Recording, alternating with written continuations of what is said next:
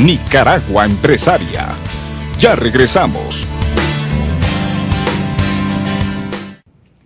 Estimados televidentes, gracias por continuar en sintonía de Nicaragua Empresaria, el programa de difusión televisiva del Consejo Superior de la Empresa Privada COSEP. Conversamos con los ingenieros Ricardo Meléndez y Alberto Ata de la Cámara de Urbanizadores de Nicaragua.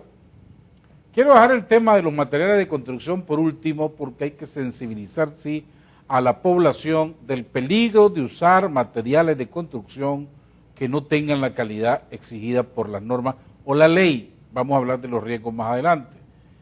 De hace varias semanas, a raíz de aquellas primeras lluvias que cayeron en Managua y que provocaron inundaciones en creo que un par de proyectos, se ha estado criticando duramente al sector de urbanización de que no han atendido a los clientes o que las construcciones las están poniendo en duda. ¿Qué responden ustedes a eso? ¿Cómo han mejorado esto? Bueno, en la última semana efectivamente nos han salido mensajes positivos sobre las urbanizaciones que el sector privado ha venido realizando, y algunas de ellas son legítimas, algunas preocupaciones son legítimas, y hay que decirlo ampliamente. Nosotros con el tema de las lluvias, inmediatamente sucedió eso. Lo primero que establecimos fue un comité de qué era determinar qué es lo que había pasado en ese momento. Y trabajamos inmediatamente con las alcaldías, con la alcaldía de Managua, Nindiriti, Cuantepe, a determinar cuál era la problemática y buscar las soluciones en infraestructura que había que hacer. Paralelamente a eso, cada proyecto se iba a sentar con los afectados de cada uno de ellos, valga la redundancia, a buscar una solución, bajo el entendido que lo que había sucedido era una catástrofe natural, pero que había que ayudar y cooperar, pues, para buscar cómo mitigar de alguna manera lo que había pasado. Y eso fue lo que se hizo. Unos proyectos más que otros, obviamente, pero sí, lo que hicimos fue abordar la problemática y buscar soluciones inmediatas, pues, para minimizar. Y ayudarlos también, por ejemplo, con el tema de los seguros. O sea, porque los seguros también juegan un rol importante aquí. Una casa que tiene un seguro, bueno, y en una situación como esta, ir a presentarse al seguro y que el seguro atienda y pague los daños causados a la vivienda. ¿Y pagaron las aseguradoras? Sí, entiendo yo que están haciendo los avalúos de los daños que se hicieron y a cada familia se le va a dar un monto o la reparación de la casa, así como tal como un carro. Un carro chocó, se determina cuánto fue el daño, se manda a un taller y se le paga al taller para que salga el carro otra vez nítido, pues. Entonces sí, efectivamente eso es lo que se está haciendo, pero lo importante es que se han abordado varios temas que nosotros creemos que sí vale la pena mencionar. Por ejemplo, aquí nosotros hay varios casos que se han mencionado, por ejemplo, de que vendemos promesas, pues, que no cumplimos. Que decimos que casas con sabor amargo, pues, de que la gente se mueve a sus casas y después dicen que no entregamos lo que verdaderamente habíamos prometido. Nosotros en ese sentido, pues, si hay desarrolladores, y siempre lo hemos dicho, si hay desarrolladores que no están cumpliendo con lo que prometen, entonces el propietario de su vivienda tiene que utilice todos los mecanismos para demandar. La ley se lo permite. Así es, la ley se lo permite. Sí, yo creo que eso hay que dejar claro. Si hay algo que no está cumpliendo, hay que demandárselo y que lo cumpla, ¿verdad? También a los clientes les decimos que tienen que informarse muy bien lo que compran. O sea, no podés comprar un bien y después decir que no me dijeron tal cosa. O sea, porque en este proceso de vender una casa comienza desde el inicio de la firma de un contrato, desde reservar el lote, firmar el contrato, donde están establecidos un sinnúmero de cláusulas y se establece, pues, lo que se está vendiendo, y luego el cliente acompaña todo el proceso de construcción. O sea, el cliente sabe desde el día 1 hasta el día que se le entrega la vivienda el proceso de construcción de esa casa.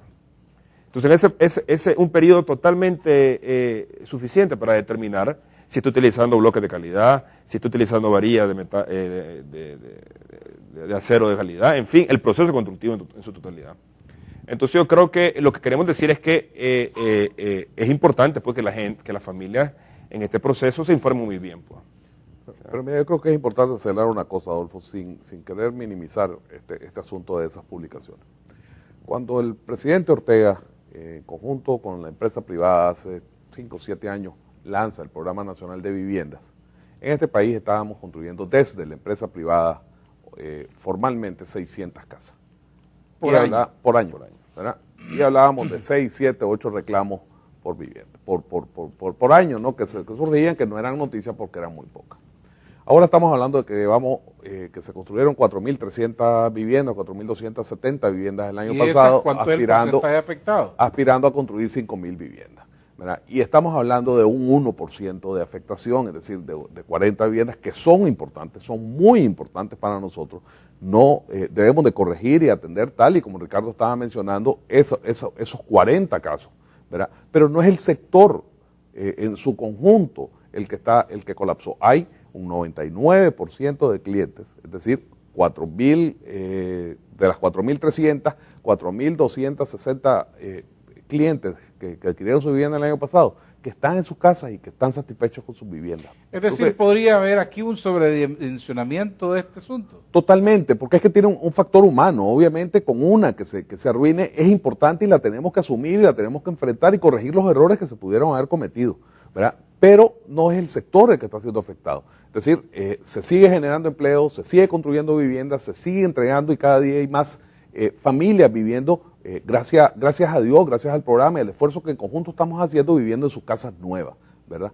¿Qué creo que debemos de hacer? Y es lo que estamos trabajando, lo que mencionaba Ricardo. Nos estamos uniendo con las alcaldías, uniendo con el gobierno central.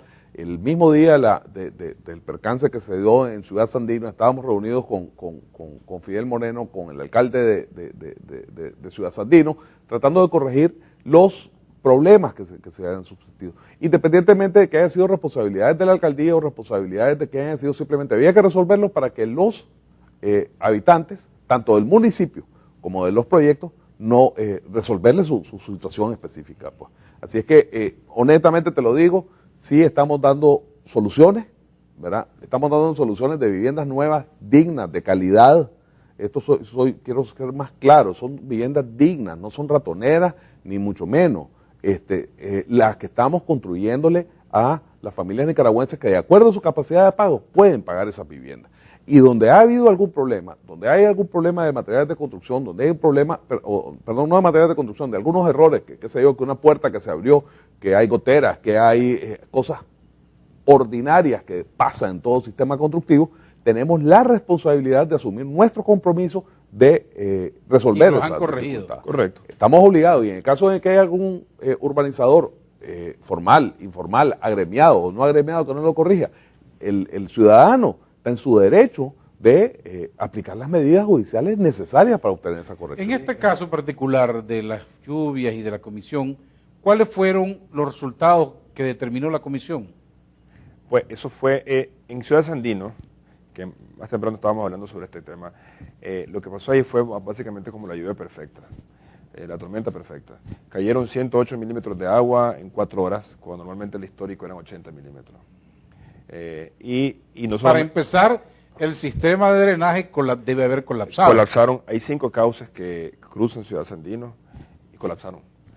Pero colapsaron por miles de razones, pues esas aguas venían aguas arriba, obviamente, y con esa gran cantidad de agua y esa intensidad y esa velocidad, pues colapsó el fluido de agua que cruzó Ciudad Sandino, y no solamente afectó a los proyectos privados, sino también afectó a más de 2.000 familias en Ciudad Sandino. El daño también causó en 500 casas, muchas de ellas fueron casas totalmente destruidas. O sea, la afectación fue global. También hubieron afectaciones en Tipitapa, en Ticuantepe y en Indirí. O sea, fue simplemente una lluvia inmensa que cayó en un periodo corto de tiempo. Eso fue fundamental, pues, lo que causó el daño principal de eso. Ok, entonces ahí también debe haber alguna responsabilidad de los gobiernos municipales, no solamente de los urbanizadores. Es que totalmente, sí. No se trata Ni no es de echarle la culpa a nadie. Mira lo que pasa en Ciudad Sandino, que lo mencionaba Ricardo. Hay 5 causas que atraviesan Ciudad Sandino, ¿verdad?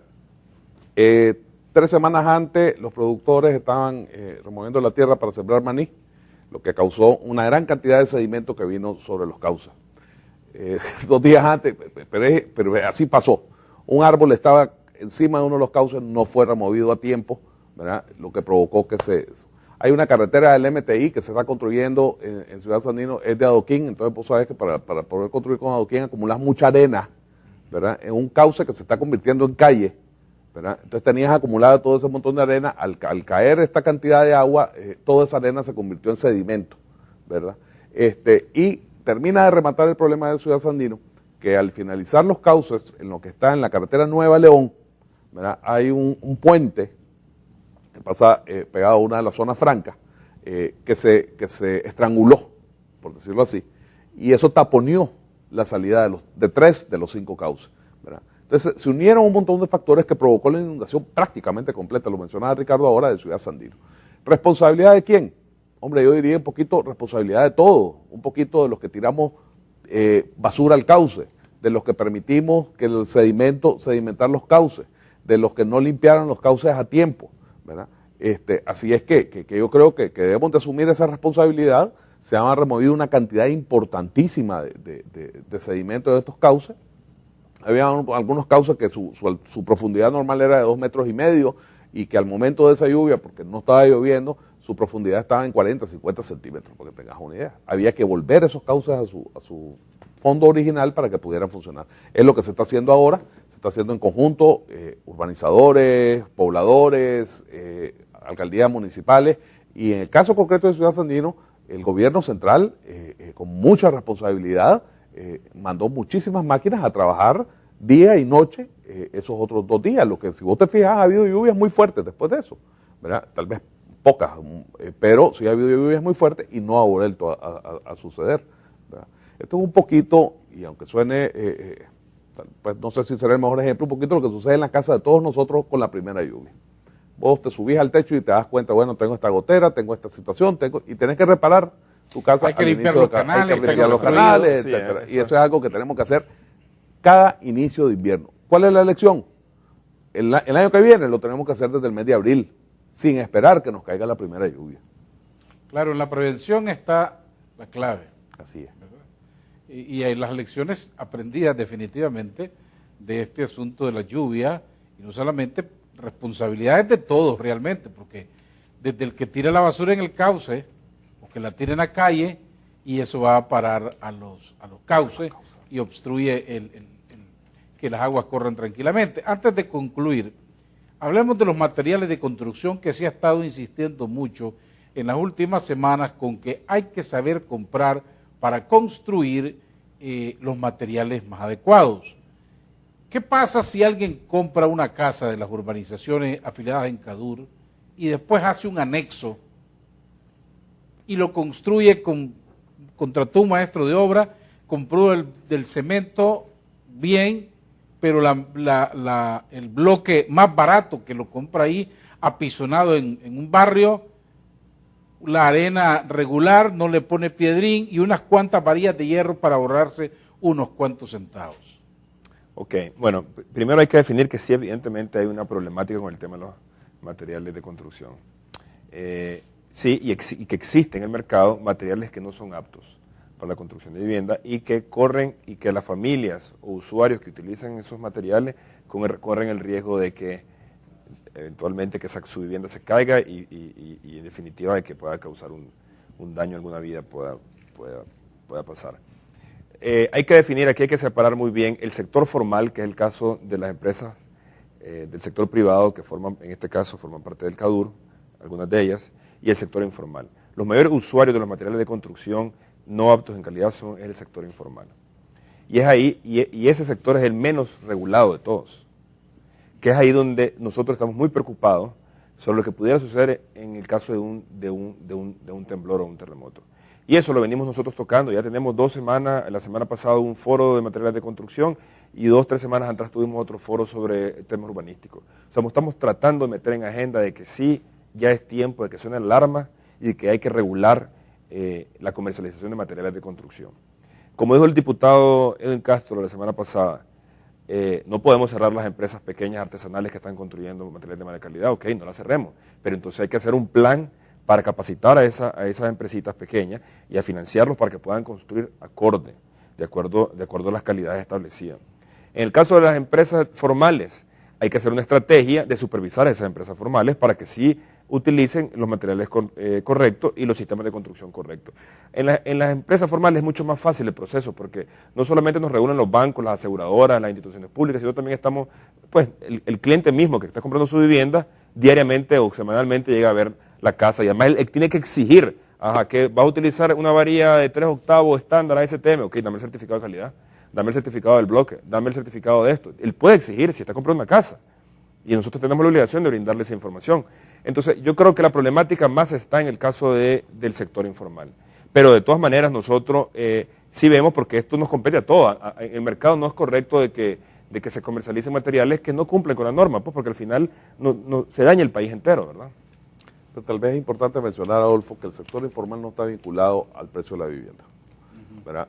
El sector informal está vinculado directamente a la certificación o no certificación de la vivienda que te están vendiendo, ¿verdad? Vos te podés encontrar, como efectivamente pasa, nosotros construimos desde CADUR, desde los agremiados de CADUR, más o menos entre el 20 y el 25% de las viviendas que se construyen en este país, ¿verdad?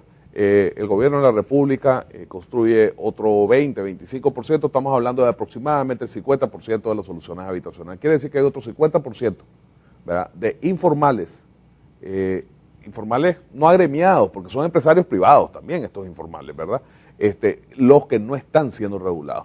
Vos te puedes encontrar perfectamente a alguien que tiene 2 manzanas de tierra muy bien ubicadas y te construye una casa de 40,000 o de 50,000. Nosotros tenemos una amiga en común que tiene una casa de $100,000 con problemas serios, que se encontró con que su casa tenía varillas milimetradas, por ejemplo, ¿verdad? Es decir, no está vinculado al precio de la vivienda, está vinculado a 2 cosas: a la autoconstrucción, que esa sí está muy poco regulada, y el problema en la autoconstrucción es que caes muy fácilmente en la tentación de comprar barato para ahorrarte el centavo, ¿verdad?, que es mucho más caro después corregir ese error, ¿verdad? Y a veces no lo vas a poder corregir, ojalá no tengamos que lamentar pérdidas de vidas humanas por eso.